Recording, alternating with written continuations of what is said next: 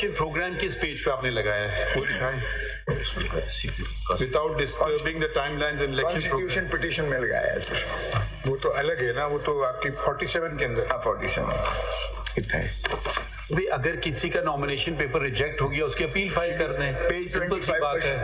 जी sir, अगर किसी का नॉमिनेशन पेपर रिजेक्ट हो गया है उसकी अपील फाइल कर दें। अब जरा ये भी सुन लीजिएगा, सैकड़ों petitions all over the country हुए, नकल भी नहीं दे रहे हैं। नकल के लिए सैकड़ों पिटीशंस, इसकी नकल नहीं दे रहे हैं, वो जो रिजेक्ट किए नॉमिनेशन पे। आपके एक्सेप्ट कितने हुए हैं सर? एक्सेप्ट कितने हुए हैं? हाँ जी, एक्सेप्ट ये जो रिजेक्ट हुए हैं नहीं, रिजेक्ट नहीं, पहले एक्सेप्टेंस का बताइए ना, कितने पूरे पाकिस्तान में एनए और प्रोविंशियल मिला के?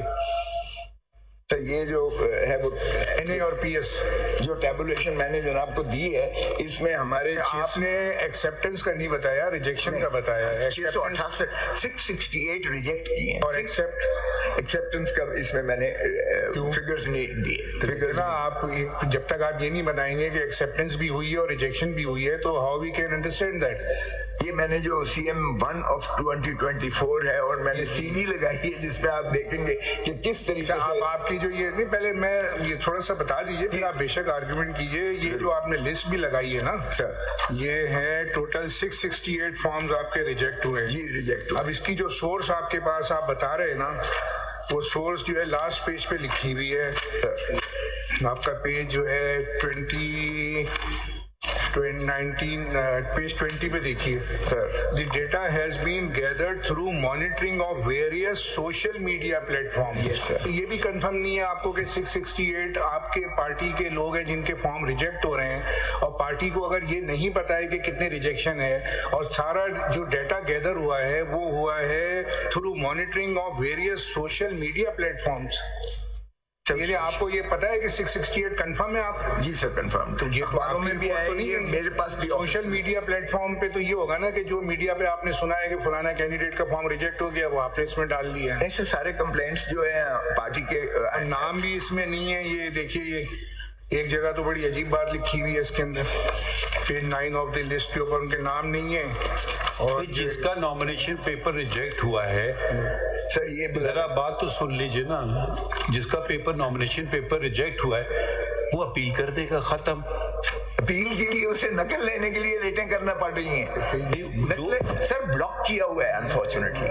पेज 9, अब पेज 9 देखिए, पंजाब असेंबली है, ये आपकी CM1 के अंदर है। जी सर। अब ये हाल है कि पंजाब असेंबली के अंदर 273 पे बंदे का नाम नहीं है। Major family, major family, major family. अब ये कौन मेजर फैमिली है भाई? बंदे का नाम ही नहीं।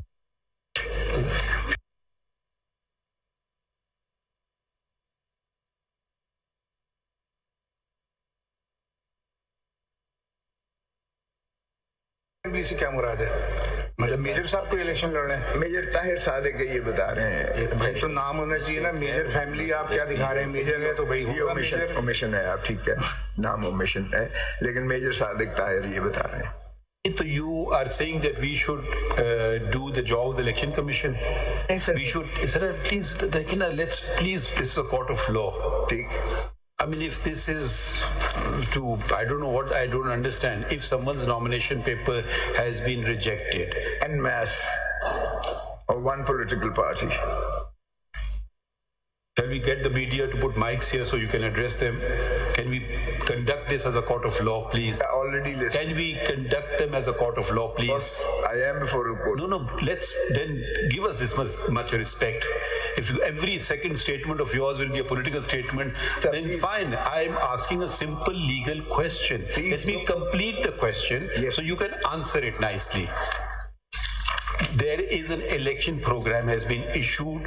Papers are rejected, papers are accepted. Someone is happy, someone is not happy. Each high court has nominated an election tribunal. You file a rejection thing there. Assume that what you are saying is correct. They're not giving you the order. You file a petition without the order. Say they have not given us the order. ये तो आप ऐसी, don't be so helpless that, oh, they're not giving us order. There is nothing on record. If you saying that we should allow all these appeals without hearing the other side who may have objected to. We don't know what the nature of the objection is.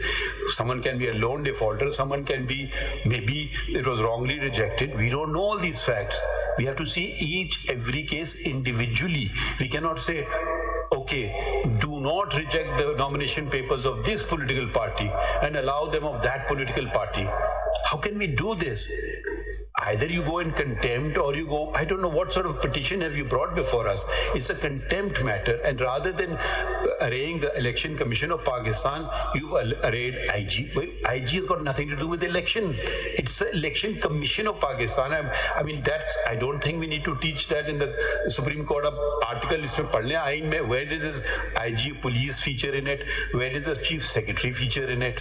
I mean, if you just want some newspaper headlines, fine, you'll get the newspaper headline, but please tell us the law. Does the election held, is it held by the Supreme Court of Pakistan?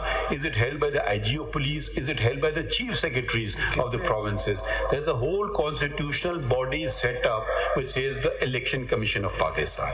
Now, yes, you may have a grievance against the Election Commission of Pakistan, and the law provides for remedies. And those remedies, if the papers have been rejected wrongly, please approach. It's not the Election Commission you'll be approaching the High Court, the Election Tribunal. My paper has been wrongly rejected. Okay, there's no order, right? You'll say they're not giving me the order. You think the Higher Court is so helpless, they cannot call for it. Why have you rejected their nomination paper?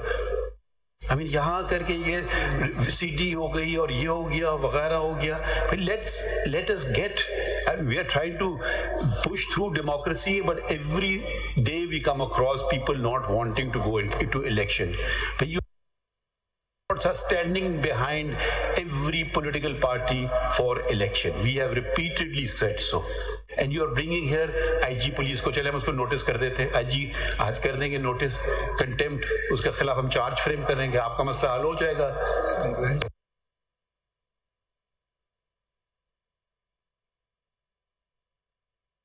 क्या करें? Order हमें बता दें, ये order कर दें, आज हम कर देते हैं आपके लिए ऑर्डर. हाँ,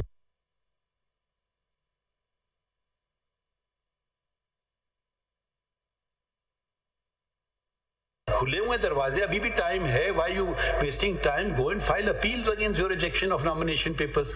Each case will be decided on its own merits.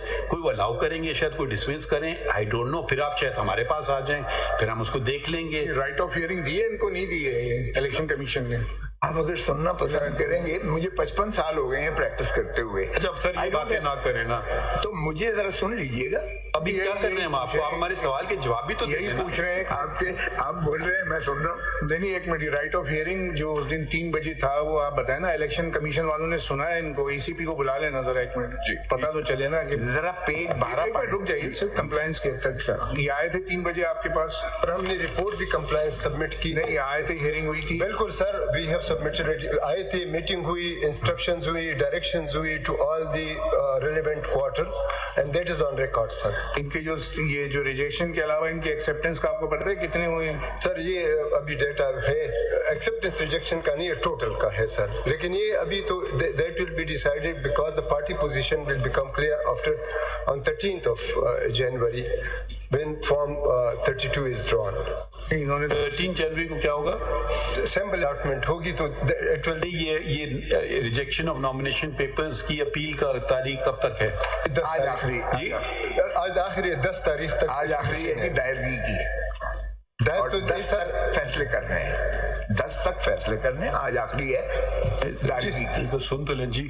3 तारीख, today was the last date for filing nomination papers, appeals, and 10th of January is the last date for deciding the appeal. तो अभी वक्त है. आज. So why you here in the Supreme Court? You should go and file appeals before the tribunals.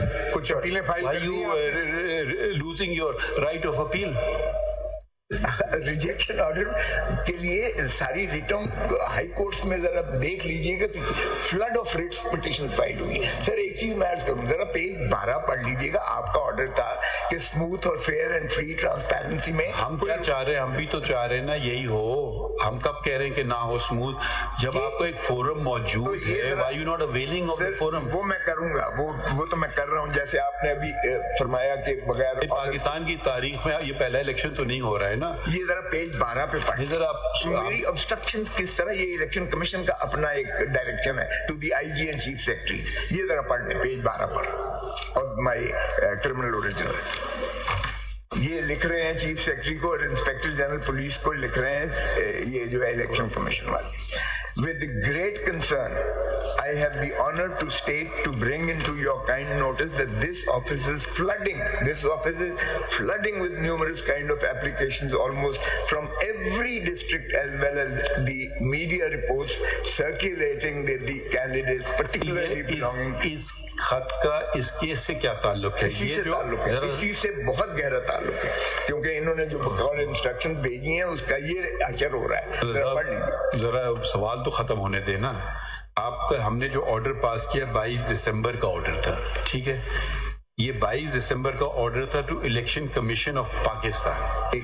ये कोई खत आप पेश कर रहे हैं प्रोविंशियल इलेक्शन कमिश्नर पंजाब का खत जो 24 दिसंबर का खत है, तो यकीनन इस ऑर्डर से इसका ताल्लुक है ही नहीं। है, बिल्कुल है। इन्होंने आगे चीफ इलेक्शन कमिश्नर साहब ने या इलेक्शन कमीशन ने हमारी कंप्लेंट पर इन्होंने प्रोविंशियल इलेक्शन कमीशन को और डिफरेंट चीजों को। आपकी कंप्लेंट किधर है इलेक्शन कमीशन के सामने? आपकी कंप्लेंट कहाँ है? वो रजिस्ट्रार ऑफिस में इधर दो, कॉपी नहीं है हमारे पास कंप्लायंस रिपोर्ट की। आपने कहाँ फाइल की है? चीफ सेक्रेटरी वगैरह को भी भेजा। ये किधर, ये आपकी कंप्लेंट किधर है? तो ईसीपी कंप्लायंस रिपोर्ट दिखाऊंगा,